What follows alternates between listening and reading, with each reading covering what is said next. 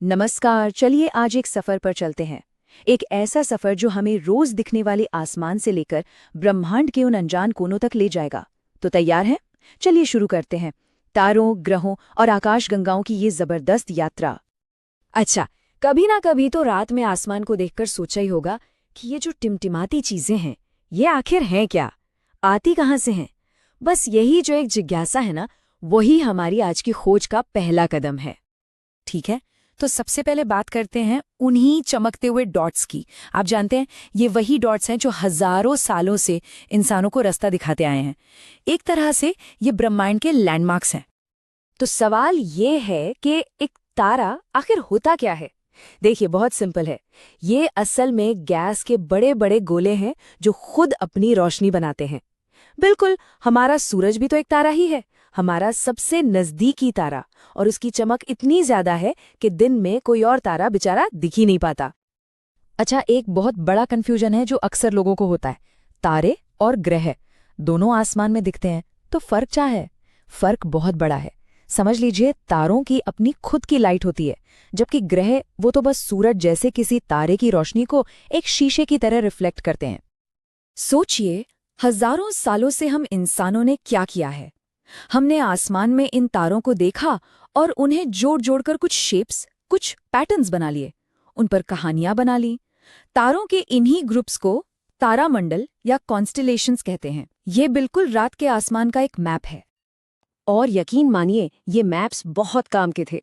जैसे कि ओराइन, जिसे एक शिकारी की शक्ल में देखा जाता है, या फिर अपना जाना पहचाना सप्तर्षि, और हाँ, सबसे खास ध्रुव तारा।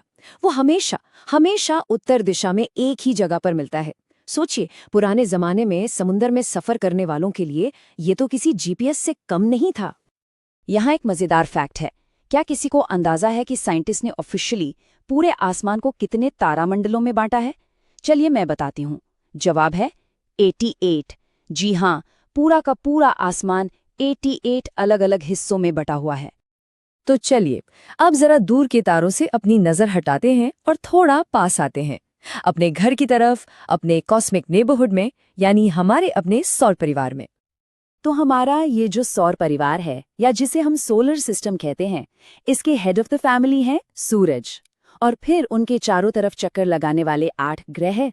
उन ग्रहों के अपने चांद, और साथ में एस्टेरॉइड्स और कॉमेट्स जैसे कई और छोटे मोटे सदस्य। ये सब मिलकर इस परिवार को पूरा करते हैं। तो कौन कौन है इस फैमिली में? चलिए सूरज से दूरी के हिसाब से एक रोल कॉल करते हैं। सबसे पहले बुध, फिर शुक्र, फिर हमारी अपनी पृथ्वी, इसके बाद मंगल, बृहस्पति, शनि, यूरेनस और आखिर में नेपच्यून। लेकिन रुकिए, ये सारे ग्रह एक जैसे बिल्कुल नहीं हैं। हमारा सोलर सिस्टम समझिए कि 2 टीमों में बटा हुआ है। पहली टीम है इनर प्लैनेट्स की।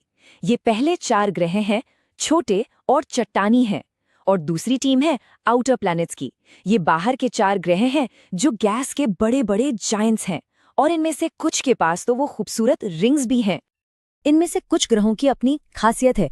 जैसे शुक्र यानी वीनस, वो इतना ज्यादा चमकता है कि लोग उसे मॉर्निंग स्टार या इवनिंग स्टार भी कह देते हैं।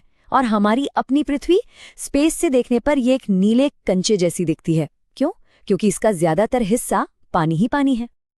मगर रुकिए, हमारा यह सफर सिर्फ ग्रहों पर ही खत्म नहीं होता। इस परिवार में और भी कई दिलचस्प मेंबर हैं। चलिए उनसे मिलते हैं। जैसे कि चांद। वैसे तो हम इन्हें प्राकृतिक उपग्रह कहते हैं। मतलब ये वो चीजें हैं जो ग्रहों का चक्कर लगाती हैं। हमारे अपने चांद को ही देख लीजिए। उसकी सतह पर बड़े बड़े गड्ढे यानी क्रेटर्स हैं, और वहां हवा यानी एटमॉस्फेयर समझिए कि है ही नहीं। अब जरा इमेजिन कीजिए, मंगल और बृहस्पति के बीच में एक पूरा का पूरा एरिया है, एक बेल्ट है जो भरी हुई है चट्टानों से। इसे ही कहते हैं एस्टेरॉयड बेल्ट। तो ये एस्टेरॉइड्स आखिर हैं क्या?